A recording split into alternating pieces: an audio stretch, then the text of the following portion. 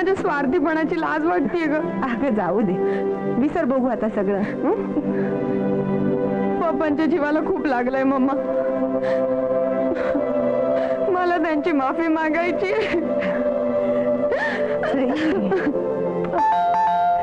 तुझे पप्पा चाले असतील.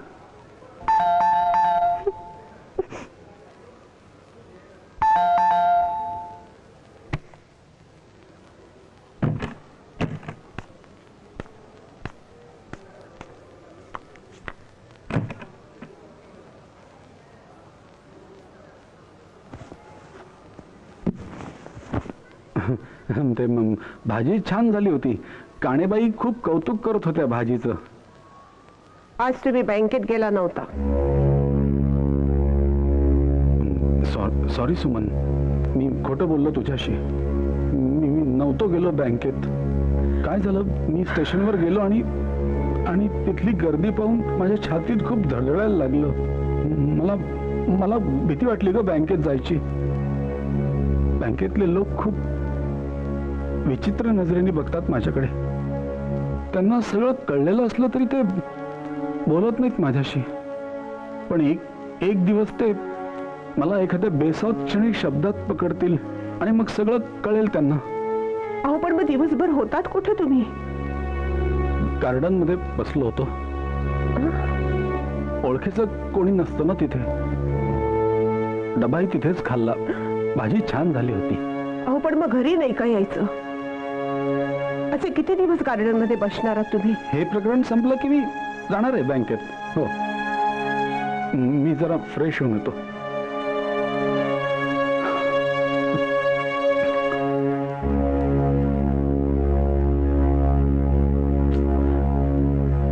सई, काय करायचं ग? अशाने या माणसाला एक दिवस वेळ लागेल. काहीतरी करायलाच हवं. अरुण मामाला सांगायलाच हवं, काहीतरी लवकर कर बाबा. अरुण मामा, तुझ्या त्या अरुण मामावरच संशय येतोय आता मला. मिटवतो म्हणतोय, मग मिटवत का नाहीये? तोही या सिस्टीमचा एक भाग नसेल? तो इन्स्पेक्टर, हवालदार, कुलकर्णी वकील आणि तुझा तो अरुण मामा सगळे पप्पांना खेळवतात. मामा, मी लहान असताना ना उन्हाळ्याच्या सुट्टीत अरुण मामाच्या गावाला गेले होते. तिथे मुलं जो खेळ खेळत होती ना, तू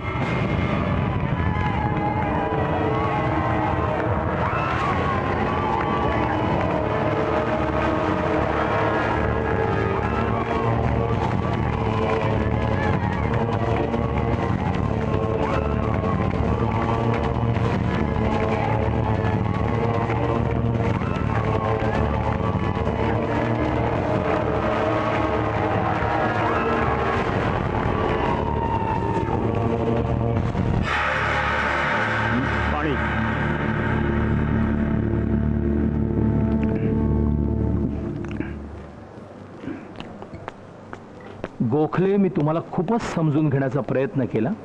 तुम्ही निरपराध आहात हे सिद्ध करण्यासाठी बरीच संधी दिली मी तुम्हाला. दुर्दैवाने ते तुम्ही नाही करू शकला.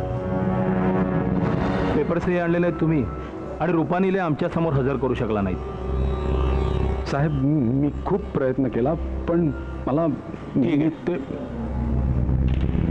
2 दिवस, शेवटचे 2 दिवस. परवा मी सांगितलेले सगळे पेपर जर तुम्ही नाही आणले तर मी तुम्हाला नोबेलवर 8 टाकेन.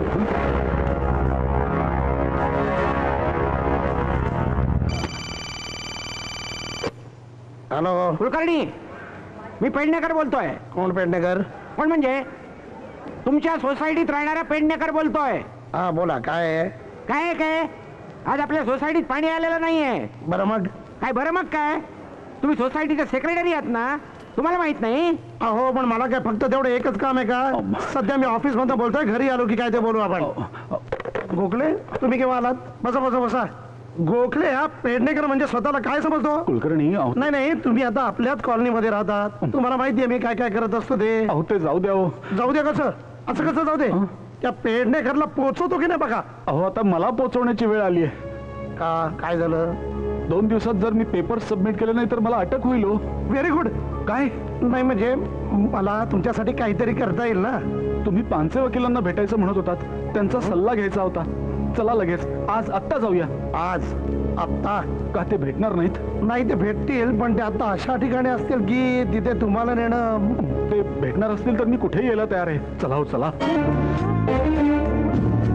गोखले आणि पोलिसांच्या गाडीत कसा काय या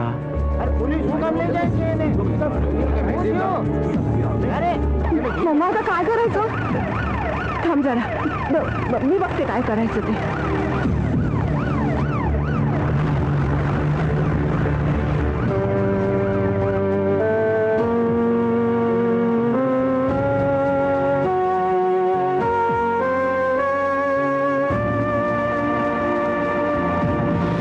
टॅक्सी.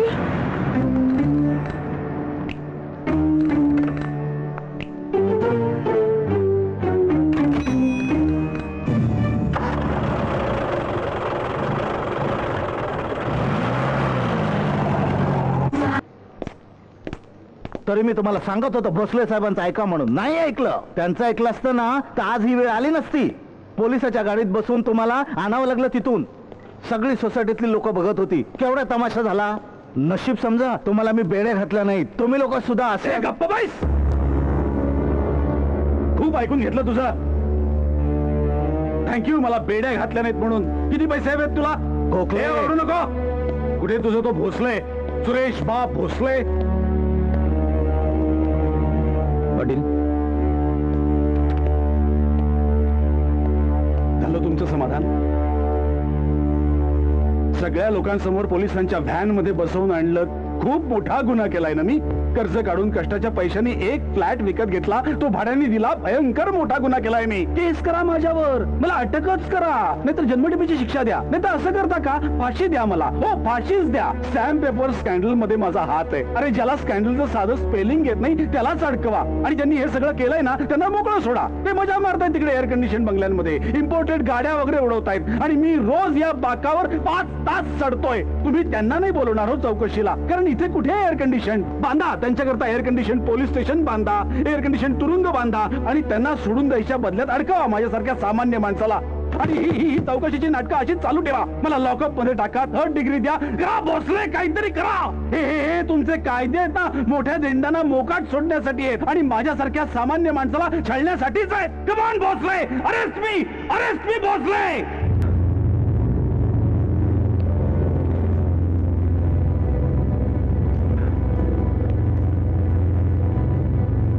झालं तुमचं बोलून?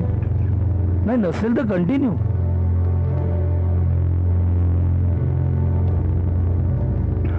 गोखले मला तुमचं म्हणणं पटलंय. या स्टॅम्प पेपर स्कॅन्डल मध्ये तुमचा हात नाही हे पटलंय आम्हाला.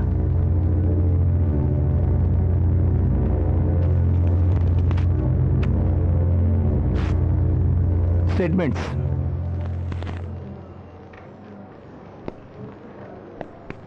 उद्यापासून तुम्ही खुशाल बँकेत जाऊ शकता. आजपासून या केसमधून आम्ही तुम्हाला वगळण्याचा निर्णय घेतलेला आहे. You may go now. Thank you आणि सॉरी. हे 2 शब्द मी वापरणार नाहीये, कारण आम्ही सामान्य माणसं आयुष्यभर या 2 शब्दांवर जगत असतो असं तुम्हीच सांगितलंय मला. माझं पुढचं आयुष्य मी हे 2 शब्द न वापरता जगणार आहे. येतो मी साहेब.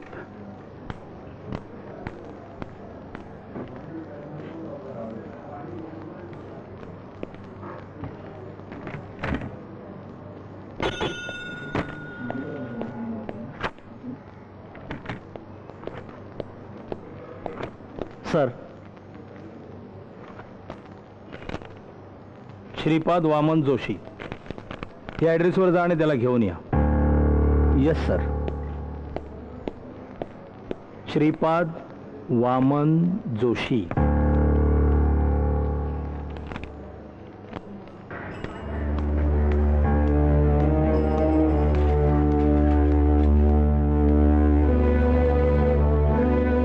गोखले मगाशी ते पोलीसची गाडी. ते ना हा ते माझे मित्र होते. हा प्रेमाने मला चहासाठी घेऊन गेले होते.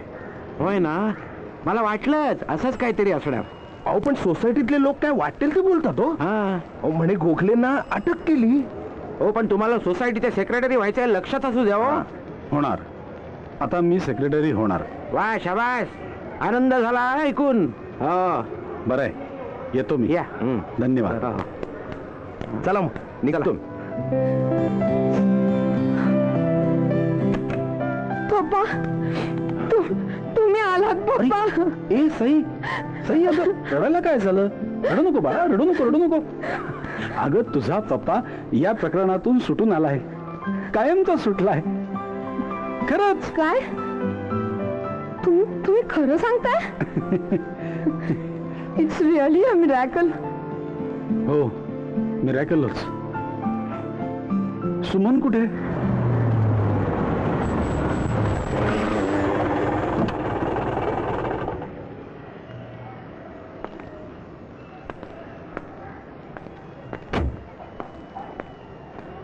सई, मला तुझी खूप काळजी वाटत होती बेटा, पण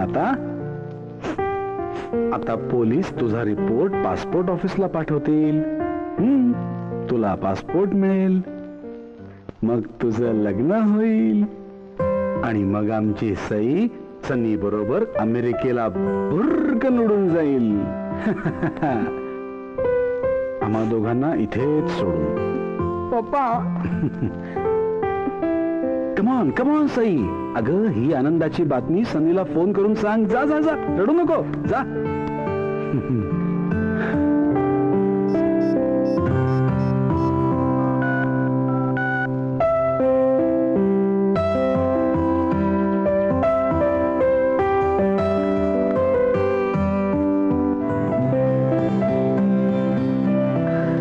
सुमन, तुला आश्चर्य वाटलं असेल ना त्या लोकांनी मला इतक्या लगेच कसं काय सोडलं. सुमन, अगं बघतेस काय अशी? औक्षणाचं ताट तयार कर आणि ओवाळ मला. तुझा नवरा एक मोठी लढाई जिंकून आलाय. म्हणजे सगळं मिटवून टाकलं. स्वतःची केस स्वतःच लढलो. त्या इन्स्पेक्टरची आय माय काढली. काय करू ग, डोक्यातच गेला होता माझ्या तो. म्हटलं वाघ म्हटलं तरी खातोय, वाघोबा म्हटलं तरी खातोय. मग दिला आवाज, बोललो वाटेल तसा. एक शब्द बोलला नाही तो भोसल्या. कुठल्या तोंडाने बोलणार म्हणा. काय नाही ग, आपण सहन करतो ना म्हणून शेफारतात हे लोक. एकदा आपण ठरवलो ना, घाबरायचं नाही, काही होत नाही. तुम्ही इन्स्पेक्टर भोसलेंना खरंच असं बोललात? तुला खरं नाही वाटत आहे? मलाही खरं नाही वाटत आहे. अगं पण हेच खरं आहे. आज आयुष्यात पहिल्यांदाच मला इतक्या धीटपणे बोलता आलं, आणि मला इतक्या धीटपणे बोलता आलं म्हणून हे प्रकरण मिटलं. ओके, मिटलं ना सगळं प्रकरण. चला, सकाळपासून पोटात काही नाहीये, थोडस खाऊन घ्या. हो आधी फ्रेश व्हा. हो, फ्रेश होतो. तू फर्स्ट क्लास काहीतरी खायला कर.